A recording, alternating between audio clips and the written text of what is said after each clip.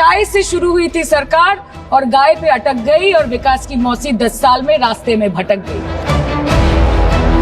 अभी तो शुरुआत है, ये तो ट्रेलर है, पिक्चर बाकी है। ये बोलते हैं कि गाय हमारी माता है पर माँ की रक्षा करना इन्हें नहीं आता है। बंगाली में हम एक बात बोलते हैं कि समय गेले साधन होबे ना। इसका मतलब यही है कि अगर समय चला गया तो साधना नहीं होगी।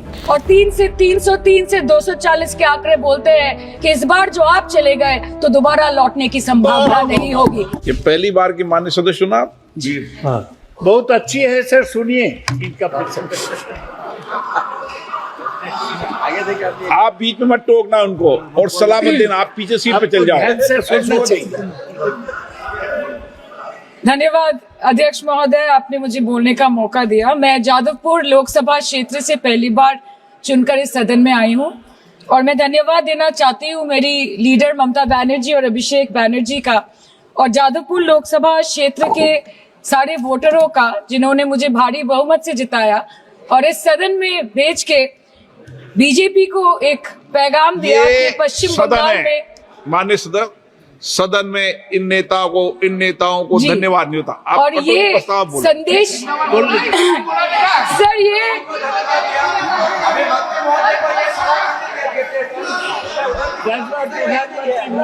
Sir okay sir, no problem sir.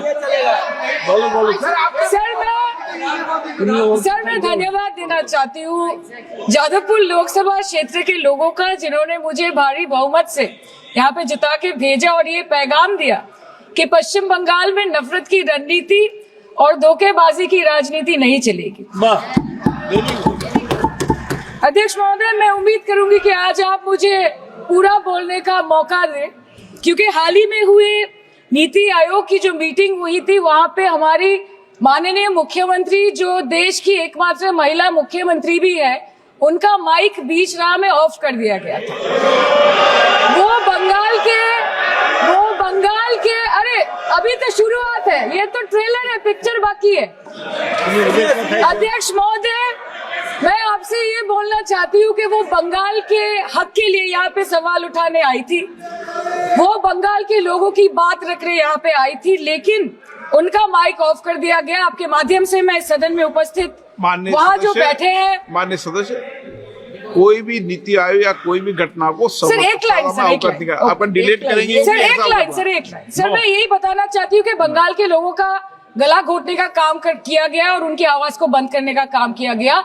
आगे जाके बंगाल के लोग आपके पार्टी की माइक ऑफ कर देंगे, बस एक चुनाव बाकी, आप देख लीजिएगा। Sir, all India Trinamool Congress इस सदन और इस देश का 3rd लार्जेस्ट ऑपोजिशन पार्टी है और हम आपसे धन्यवाद हम आपको देते हैं कि आपने हमको रेलवे, स्वास्थ्य, शिक्षा और आज ये पशुपालन जैसे महत्वपूर्ण विषय पे चर्चा करने का मौका दिया। लेकिन तृणमूल कांग्रेस आगे जाके देश के हर महत्वपूर्ण मुद्दे पे बात करेगा, चाहे वो चीन का अनैतिक रूप से इस देश में प्रवेश हो या वो 700 से ऊपर आंदोलन जीवी किसानों की माननीय सदस्य, आप पहली बार बोल रही हैं, मैं आपको हस्तक्षेप नहीं करना चाहता, लेकिन जिस अनुदानों की मांगों पर चर्चा सर अभी आ रहे सर, नीट के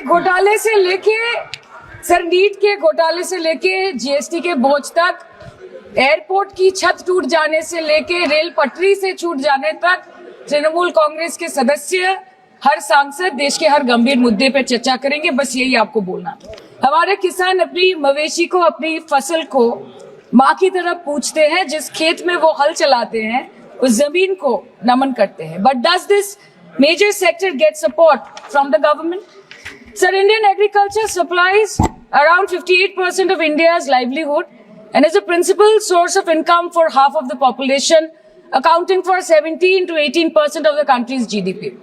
70% of India's rural poor depend on livestock and farm animals. But does this sector get what it deserves? इसका जवाब अगर आप देश के किसान से पूछेंगे तो वो आपको यही बात बोलेंगे कि चाय से शुरू हुई थी सरकार और गाय पे अटक गई और विकास की मौसी 10 साल में रास्ते में भटक गई। सब किसान खुद क्या खाएंगे? अपने परिवार के लोगों का खिलाएंगे? अपनी गाय, भैंस, भेड़, बकरी को क्या खिलाएंगे? सर, ऐसे ही वारदात होते हैं जहां गरीबी से जूझता हुआ एक किसान उसको अपनी गाय भेड़ बकरी को बेचने में मजबूर करते हैं और अंत में जाके वो अपनी खुद की जान ले लेते हैं। सर, पिछले 10 सालों में 1,12,000 किसानों ने इस देश में आत्महत्या की। एनसीआरबी की एक रिपोर्ट के अनुसार 10 साल में हर दिन इस देश में एवरेज में 30 किसान हर दिन अपनी जान ले लेते हैं। सर, इस देश के लोगों का यही है किस्सा कि जिसको जिताया वो राजा की तरह जाएगा और जिन्होंने जिताया वो फकीर की तरह। सर, ये बहुत गौरक्षा की भी बातें करते हैं।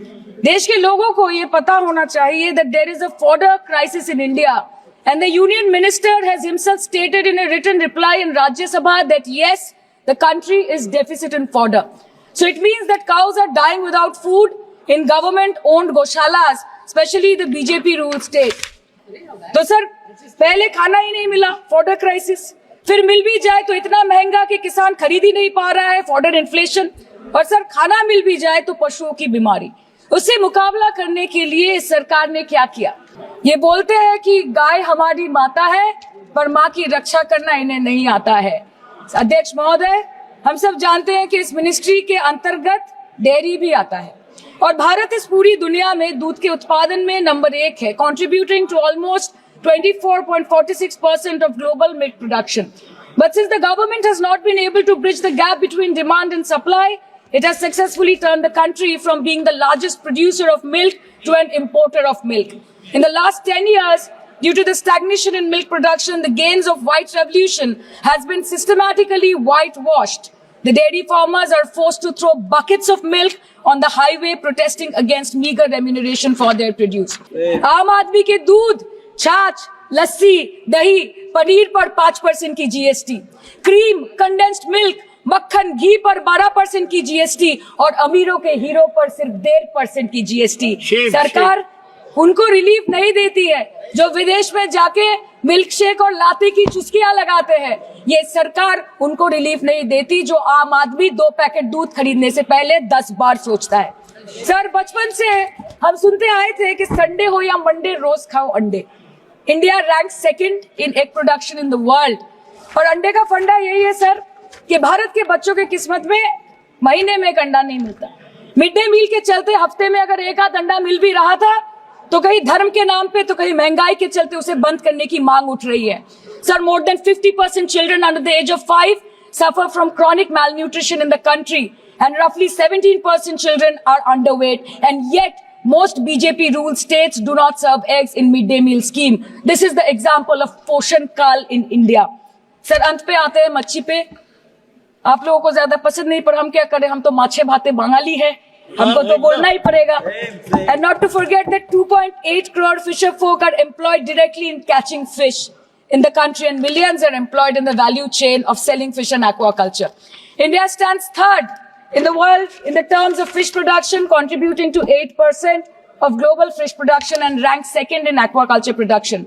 The PM talks about blue revolution, but this government has allocated only 0.045% funds out of the total budget for the flagship scheme, Pradhan Mantri Matsya Sampad Yojana.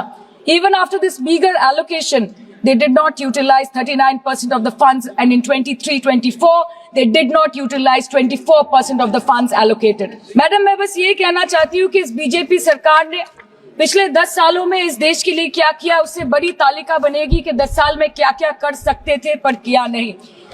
2014 में जो किसान मोदी है तो मुमकिन है सोच के और अच्छे दिन के ख्वाब देख के बीजेपी को वोट दे रहा था, आज 10 साल बाद वो बोलता है कि मोदी है तो नामुमकिन है, शायद अभी वो किसान है भी नहीं। तो इसीलिए मैं बोलना चाहती हूँ कि समय बड़ा महत्वपूर्ण होता है अध्यक्ष महोदय और बड़ा बलवान। बंगाली में हम एक बात बोलते हैं कि समय गेले साधन होबे ना।